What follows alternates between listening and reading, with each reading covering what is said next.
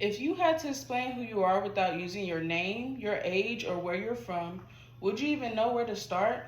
It sounds simple, but it's actually harder than we think. We often define ourselves by basic facts, but those things don't define who we really are. Who we are is built over time through our experiences, the challenges we face, the choices we make, and the way we grow from it all.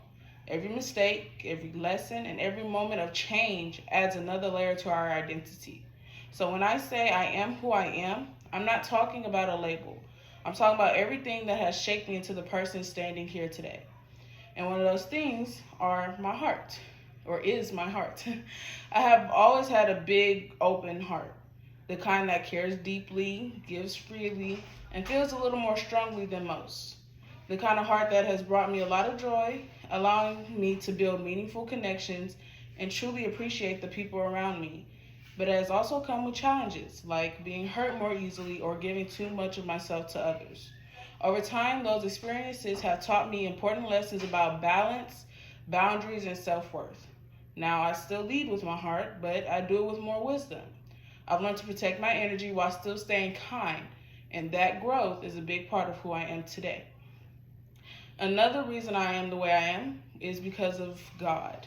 There was a point in my life when I made the decision to give my life to God, and it wasn't something I took lightly. It came from a place of reflection and a desire for something deeper. Since then, my journey hasn't been perfect, but it has been meaningful. Walking with God has taught me patience, faith, and trust, even during the times when I didn't fully understand what was happening in my life. It's a relationship that continues to grow, shaping the way I think, act, and see the world. Through that journey, I've experienced real change in myself, how I handle challenges, how I treat others, and how I view my purpose.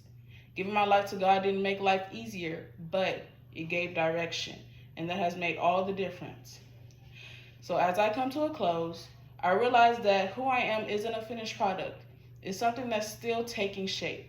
My past, my experiences, and the choices I make all continue to influence the person I'm becoming. And that doesn't just apply to me, it applies to everyone in this class. None of us are stuck being one version of ourselves. We all have the ability to change, grow, and define our path. So rather than letting others decide who you should be, take control of your own journey. Because in the end, your identity isn't given to you, it's something you build one step at a time.